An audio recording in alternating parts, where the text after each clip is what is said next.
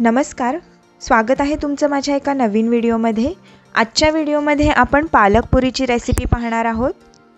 ही पालक पुरी अतिशय खमंग अशी, कमी तेलकट आणि प्रवासात 2 ते 3 दिवस टिकणारी आहे। तर चला वेळ न घालवता आता आपण रेसिपीला सुरुवात करूयात।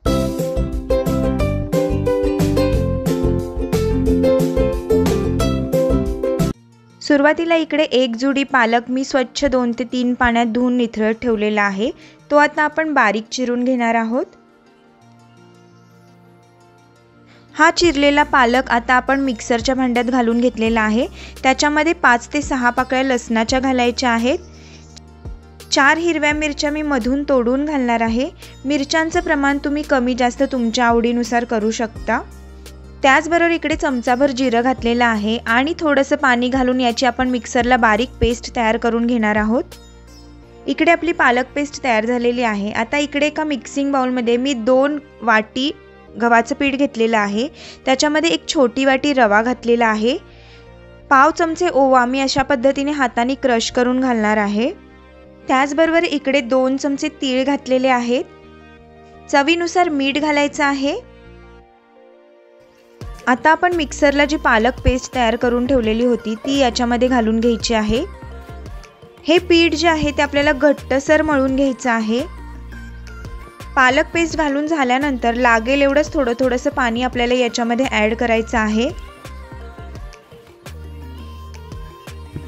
पालक पेस्ट घालून सुद्धा हे मिश्रण थोडंसं घट्ट वाटत आहे, त्यामुळे त्याच मिक्सरच्या भांड्यात मी थोडंसं पाणी घेतलेलं आहे आणि ते याच्यात थोडं करून ॲड करत आहे। थंडीच्या दिवसात आपल्याला सगळ्यांना चमचमीत पदार्थ खावेसे वाटतात आणि पालक पुरी म्हटल्यानंतर सगळ्यांचीच फेवरेट।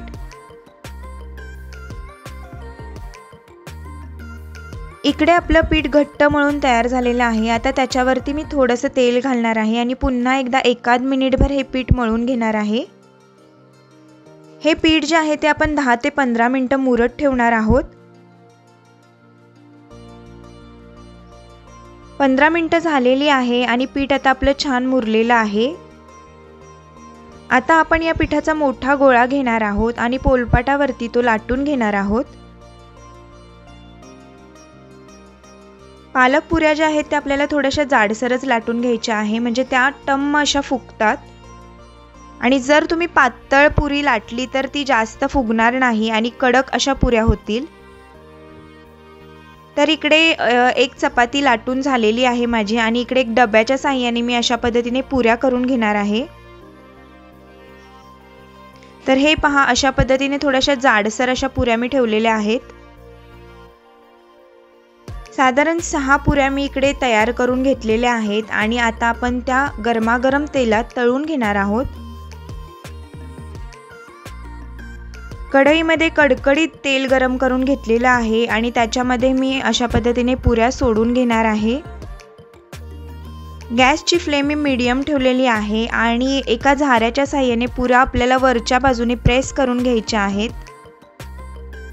पुरी प्रेस केल्यामुळे छान टम्म अशी फुगते। दोन्ही बाजूनी पुऱ्या आपल्याला खरपूस अशा तळून घ्यायच्या आहेत। इकडे आपल्या पुऱ्या तळून झालेल्या आहेत आणि त्या आता मी एका प्लेटमध्ये काढून घेते। सर्व पुऱ्या मी अशा पद्धतीने तळून घेतलेल्या आहेत।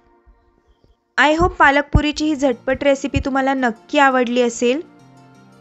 रेसिपी आवडली असेल तर रेसिपीला लाईक करायला विसरू नका। त्याचबरोबर व्हिडिओ तुमच्या मित्रपरिवाराबरोबर नक्की शेअर करा आणि चॅनलवरती जर पहिल्यांदाच माझा व्हिडिओ पाहत असाल तर चॅनलला सबस्क्राईब केल्याशिवाय जाऊ नका। पुन्हा एकदा भेटूया अशा छानशा व्हिडिओमध्ये। तोपर्यंत बाय बाय।